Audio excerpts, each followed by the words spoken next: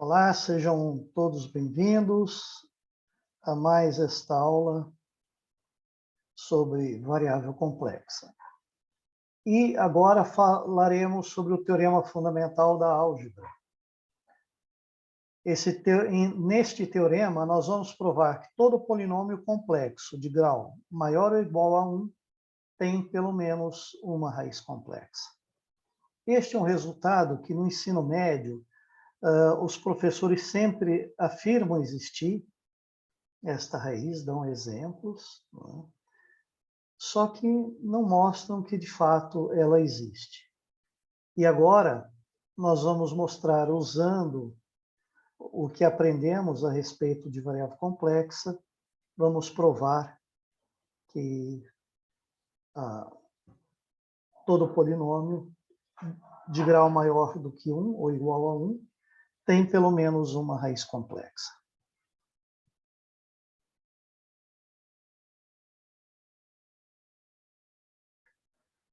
E, para tanto, nós vamos usar o teorema de Liouville. O que diz o teorema de Liouville? Se f de z for inteira e limitada, então ela é constante. O que significa uma função ser inteira?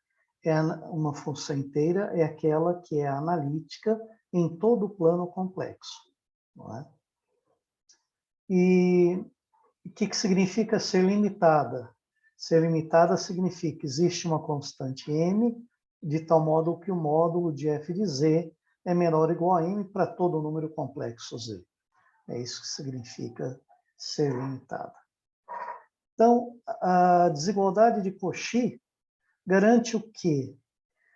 Usando a nossa desigualdade de Cauchy, onde lá nós denotamos a constante por mr, aqui nós denotamos por m, é um limitante superior do módulo de f de z, então a derivada primeira é menor ou igual a m sobre r, elevado à primeira potência. A gente pode ver aqui a desigualdade de Cauchy, quando n vale 1, aqui fica 1 fatorial, que é 1, a constante que limita superiormente a função, dividido por r elevado a n, onde n é a ordem da derivada. Como a derivada é primeira ordem, aqui é 1 fatorial, aqui r é primeira. Então, usando esse teorema, nós vemos que a derivada primeira é menor ou igual a n sobre r, onde m é constante, e como a função é inteira, a gente pode usar uma circunferência tão grande quanto eu queira, porque isso vale para todo o número complexo z e todo r, uma vez que a função é inteira. Então, a função sendo inteira, você tem aqui o zero. Você tem aqui uma circunferência de raio R. Uma circunferência de raio R. Como a nossa função é inteira, ela é analítica no plano todo. Portanto,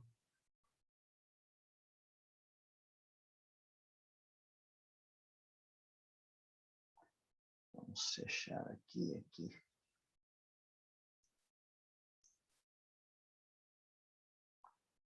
Portanto, como a função é analítica no plano todo, eu posso tomar essa circunferência de raio R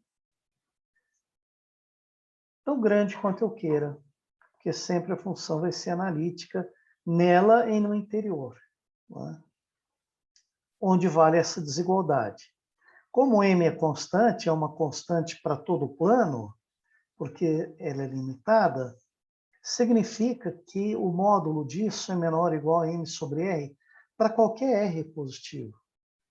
Ora, à medida que o r vai crescendo, m sobre r vai diminuindo, e eu percebo que essa desigualdade só pode ser satisfeita para todo r quando a derivada de f no ponto z for zero. Aqui, aqui, na verdade, é o ponto Z.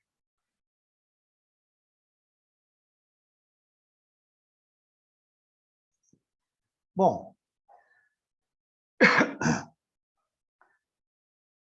então a única possibilidade de isso ser verdadeiro é que a derivada num ponto Z qualquer é zero.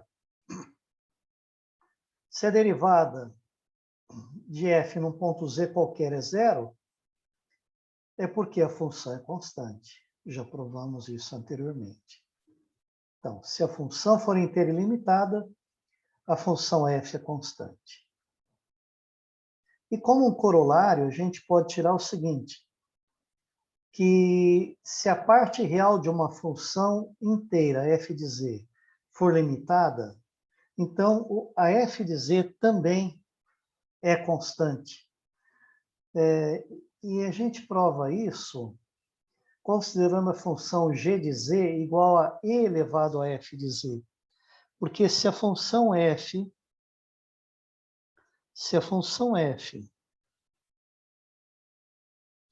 for igual a u mais iv, u a parte real, v a parte imaginária, então g vai ser e elevado a u mais iv. Lembrar que u e v são funções com valor real. Então, isso é e elevado a u cosseno de v mais i seno de v. E como v é real, o módulo desse número complexo é 1. Então, o módulo de g fica igual ao módulo dessa exponencial vezes o módulo disso.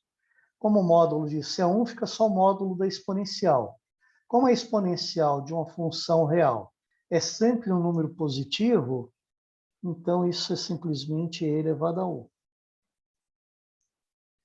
Se a parte real for limitada, então a função g é limitada também, não é? Se o módulo de u for menor ou igual a m, então o módulo, o u será, a gente sabe que o u é sempre menor ou igual ao seu módulo, quando u é um número real, né? Então, o módulo de g será sempre menor ou igual a e elevado a m, que é uma constante. E se o módulo de g ela é constante, é porque g é constante, né? E g é analítica em C porque f é analítica em C. E se a g é constante, e elevado a f é constante. Mas como é que o e elevado a f pode ser constante? Quando o f for constante. Então, basta a parte real ser de uma função inteira ser limitada para que a função seja constante. E a mesma coisa a gente pode falar sobre a parte imaginária. Se a parte imaginária de uma função inteira f for limitada, então f é constante. Basta considerar e elevado a i vezes f. I vezes f. Porque i vezes f, né, vai ser, ou menos i vezes f, vai ser v menos u. E aí, se nós tomarmos o g como sendo e elevado a menos if, o módulo de g vai ser o módulo de e elevado a v. E a análise permanece. O que fizemos para a parte real permanece para a parte imaginária. E agora o teorema fundamental da álgebra. Seja n um número inteiro positivo, aí todo polinômio, a0 mais a1z mais a2z ao quadrado, etc., de grau n, tem pelo menos uma raiz complexa. Em outras palavras, existe pelo menos um número complexo Z0 no qual o polinômio se anula. Bem, como é que se faz esta prova? Esta prova ela é feita negando a existência dessa raiz. Então, a gente diz, olha, P de Z nunca se anula. E aí a gente analisa a função 1 sobre P de Z. Se P de Z nunca se anula, como esta função é racional, razão de um polinômio por outro, aqui um polinômio constante, sobre P de Z, essa função ela é sempre analítica, em qualquer Z do plano. Então, essa função f passa a ser uma função inteira. E o que nós vamos provar é que essa função f, se P não se anula em ponto algum, essa função f será limitada e, consequentemente, por ser limitada, ela sendo inteira e limitada, então ela é constante. Ora, mas nós sabemos que esta função 1 sobre P de Z não é constante, se a função polinomial for de grau superior a 1. Né? Então, esta é a ideia da demonstração. Nós vamos mostrar que se P de Z não se anular em ponto algum, essa função inteira f será limitada e, portanto, constante. Mas 1 sobre P de Z não é constante. Caímos numa contradição, ao assumir que P de Z nunca se anula. Portanto, P de Z tem que ter uma raiz. Então, vamos lá.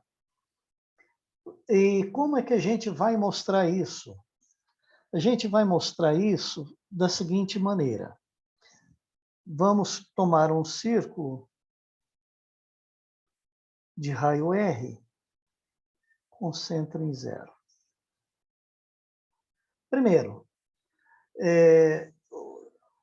o nosso objetivo é provar que f de Z é menor ou igual a m para todo número complexo Z.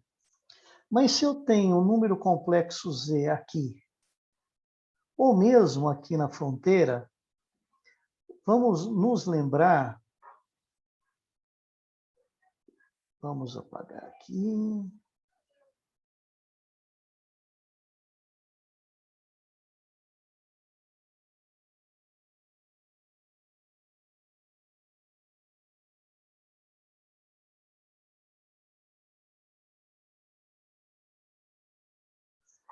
Vamos nos lembrar que se o Z, não é? É um par de números reais. Z é um par XY de números reais. Então, o módulo de f de Z é o módulo de uma função de duas variáveis reais. F de xy é complexo, mas o módulo de um número complexo é real. Então, toda essa função é uma função de duas variáveis complexas com valor real. E a gente sabe, por ser a nossa função f inteira, ela é contínua no plano todo. Sendo contínua, e dado um conjunto fechado e limitado, eu sei que esta função ela é limitada.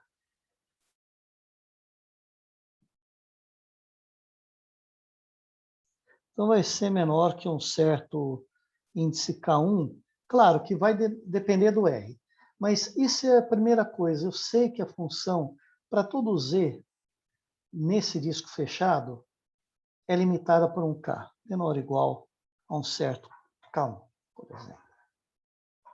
Então, vamos fazer o seguinte.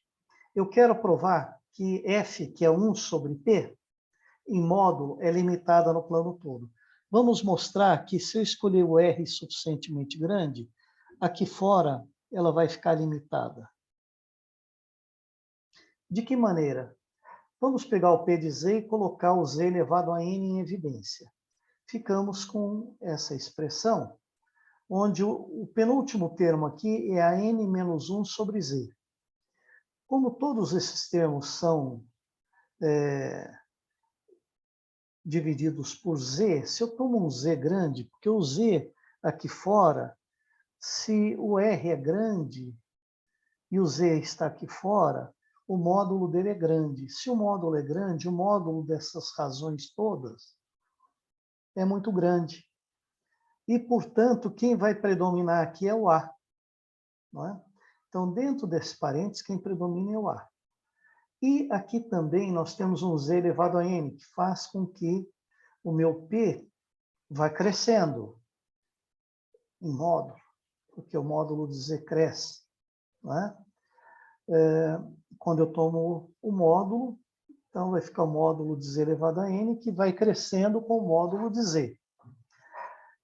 Aí nós vamos mostrar o seguinte, que quando R for o maior desses números aqui, então nós vamos conseguir mostrar que 1 sobre esse polinômio é limitado. Tá? E esse número parece ter aparecido aí como num passe de mágica. Na verdade, ele foi construído à medida que a demonstração foi sendo desenvolvida. E aí eu vejo, olha, o R precisa satisfazer, primeiro, ser maior que 1. Para que maior que 1? Para que o módulo de Z seja maior que 1. E seja maior que esse, que esse. Para quê? Para que o módulo dessa soma, até o penúltimo termo aqui, seja menor do que a N. Isso que é interessante.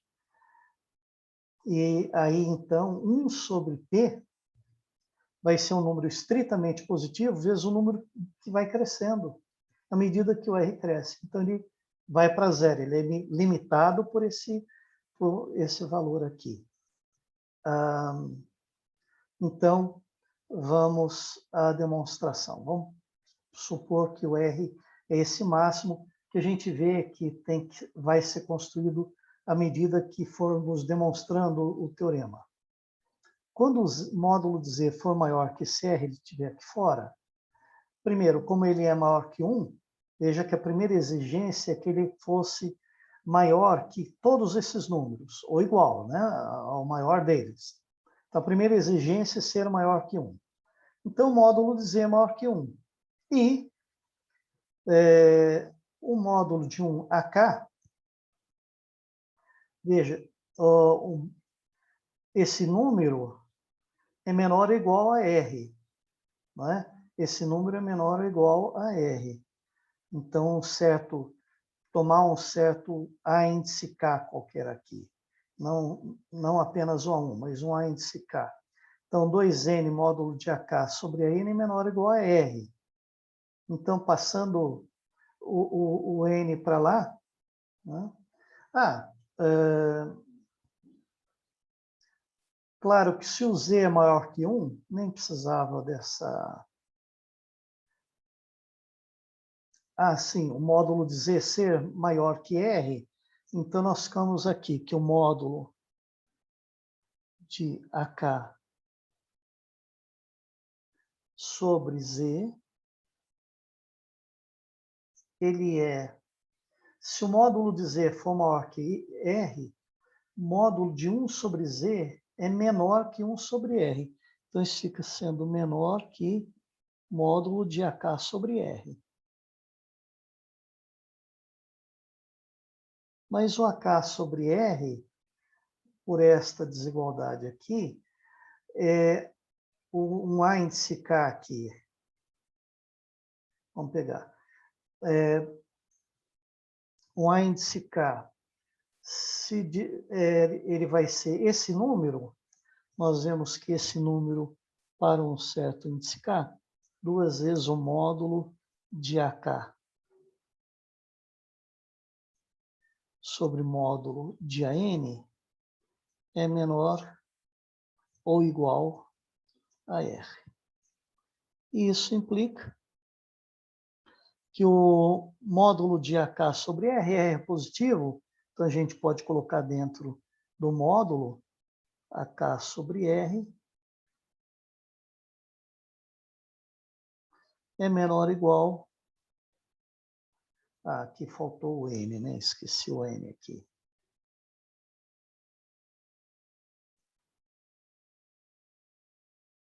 Dois n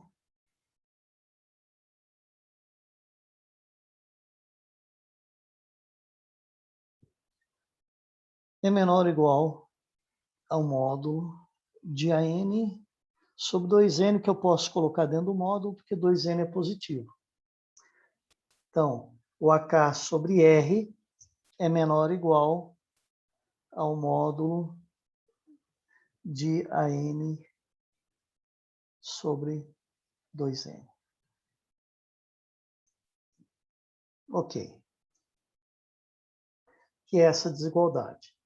Então, com isto, veja que a soma dos termos que tem 1 sobre z aqui, a soma deles, usando a desigualdade triangular, é menor ou igual à soma dos módulos.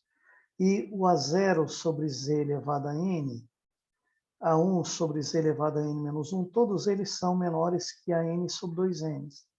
Porque aqui é um AK qualquer. AK sobre z elevado a n menos k. Esses termos são todos dessa forma. Todos eles são menores que a n sobre 2n, e, portanto, esta soma, não é aqui igual, nós temos n termos, todos eles menores que a n sobre 2n, então, substituindo cada um deles por a n sobre 2n, somando, ficamos com menor do que n vezes a n sobre 2n. Então, esse n com esse n se cancela, fica menor. Isso tudo menor ou igual a n sobre 2. Olha que interessante. Por isso que a gente precisava deste valor de R, para tomar a soma de todos esses termos aqui, menores ou iguais a esse sobre 2. E, portanto, quando eu pego P de Z, o módulo de P de Z dá o módulo de Z elevado a N vezes o módulo desse termo aqui. E isso aqui é módulo de Z é maior que 1, não é? Porque o Z é maior que R. Então, o módulo de Z elevado a N também vai ser maior que 1. Então, esta expressão vai ser maior que essa. E aqui eu uso aquela desigualdade. Módulo de A mais B é maior ou igual ao módulo de A menos módulo de B. Essa desigualdade que o módulo de Z mais W é sempre maior ou igual ao módulo de Z menos o módulo de W. Vale também maior do que módulo de W menos módulo de Z. Qual é o interessante? Aquele cuja diferença for positiva. Porque eu sei que o módulo sempre é um número maior ou igual a zero. Digamos que esse número é negativo. O módulo de W menor que o módulo de Z. Dizer que o módulo das somas é maior que o número negativo não nos traz vantagem alguma, porque eu já sei que ele é maior que zero. Então, sempre eu tomo à esquerda aquele que tem o módulo maior, que é nesta soma, o que tem módulo maior é esse, em relação a essa soma aqui. Porque todo o resto soma a n sobre 2. Então, se isso aqui é menor que a n sobre 2, então, quando eu substituo menos isso menos isso é maior do que menos isso. Então, isso menos isso dá n sobre 2. O que provamos? Que o P de Z, para Z suficientemente grande, maior que R, né? Nós provamos que o P de Z é maior que a n sobre 2. E o AN, como o polinômio é de grau n, o AN é diferente de zero. Então, para todo Z nessa região, a gente tem que o módulo de f de Z, que é 1 sobre Z, P de Z, se P de Z é menor que isso, então o inverso, P de Z é maior que isso, o inverso é menor do que o inverso disso. Então, módulo de f de z é limitado por essa constante. A é o coeficiente do polinômio, é um número constante. Ok. E aí, aquela questão que nós havíamos já observado. No disco fechado, né, ilimitado, o módulo de z é menor ou igual a r. Nesse disco fechado, essa função, que é uma função de duas variáveis com valor real, ela é contínua e, portanto, limitado por uma constante L. Então, isso aqui é menor ou igual a L. Portanto, dentro do disco, no disco, o módulo de f é menor ou igual a isso. Fora do disco, o módulo de f é menor que módulo de 2 sobre a n. Então, o m, que é o maior desses dois números, limita a f para todo número complexo. Provamos que f é limitada. Se f é limitada, por ser inteira, por ser analítica no plano todo, ela é constante. E isso é um absurdo, porque a f de z é 1 sobre p de z. E se p é um polinômio de grau maior ou igual a 1, não é constante. E com isso, terminamos a prova do teorema fundamental da álgebra. Todo polinômio complexo de grau maior ou igual a 1 tem pelo menos uma raiz. No momento que a gente prova que ele tem pelo menos uma raiz, provamos que ele possui, na verdade, n raízes. Por quê? Se P de Z tem uma raiz, vamos chamar Z1, se P de Z tem uma raiz Z1, eu posso dividir o P de Z por Z menos Z1, mais um polinômio P1 de Z, mais um resto. Como este polinômio possui grau 1, o resto possui grau 0, ou seja, uma constante. Então, vamos chamar essa constante de K0, vai.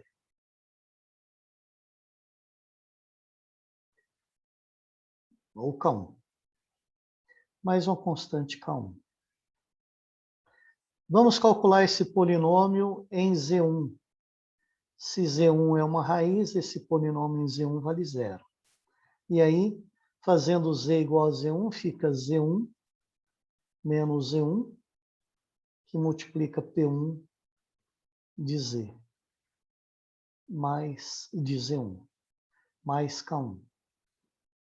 Essa diferença é 0, portanto, obtemos que o K1 tem que ser 0.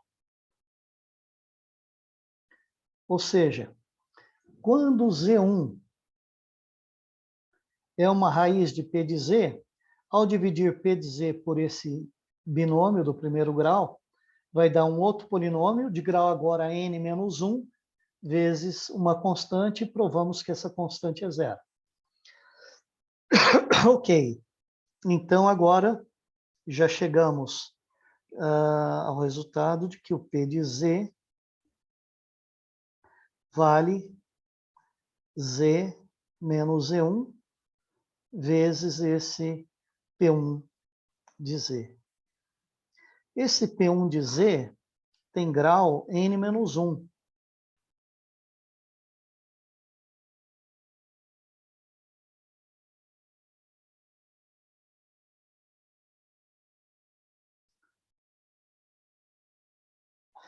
Bem, se o n for 1, ou seja, se o grau desse polinômio é 1, então isso aqui é simplesmente uma constante, não é? Porque o grau dele será 0. Então, isso aqui vai ser uma constante. Caso contrário, se o n for maior, se isso aqui for maior que 0, de grau 1 ou superior, então P1 de Z vai ter pelo menos uma raiz. Vamos chamar essa raiz de Z menos Z2. Vezes um P2 de Z, mais o resto, que vale zero.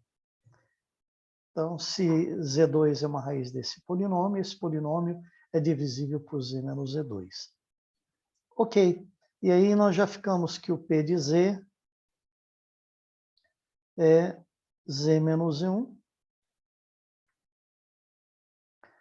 Z menos Z2, P2 de Z. E continuamos assim até chegar num polinômio de grau zero, Z menos Z1. Vamos lembrar que P2 é de grau N menos 2. Z menos Z1, Z menos Z2, etc. Z menos Zn. Vezes um polinômio de grau N de Z. De grau N não. Menos um P índice N de Z. Não é um polinômio de grau N. Aliás, como esse produto aqui tem N fatores, ele é um polinômio de grau N. Como esse também é um polinômio de grau N, esse só pode ser um polinômio de grau zero. Ou seja, aqui, na verdade, é uma constante. O polinômio de grau zero é uma constante. Qual é o valor desta expressão? O termo de grau N do lado direito é essa constante Pn vezes z elevado a n mais os termos de ordem inferior.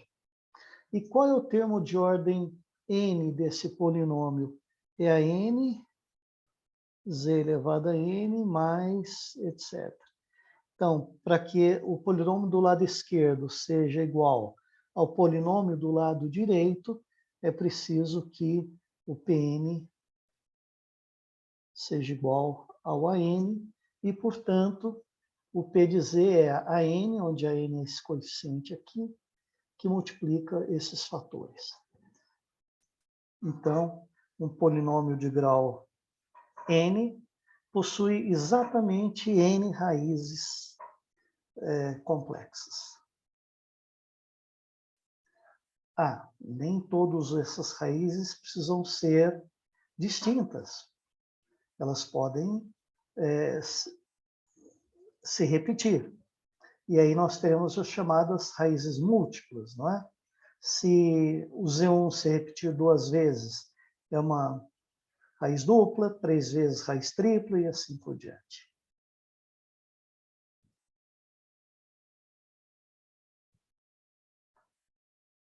E ficamos por aqui.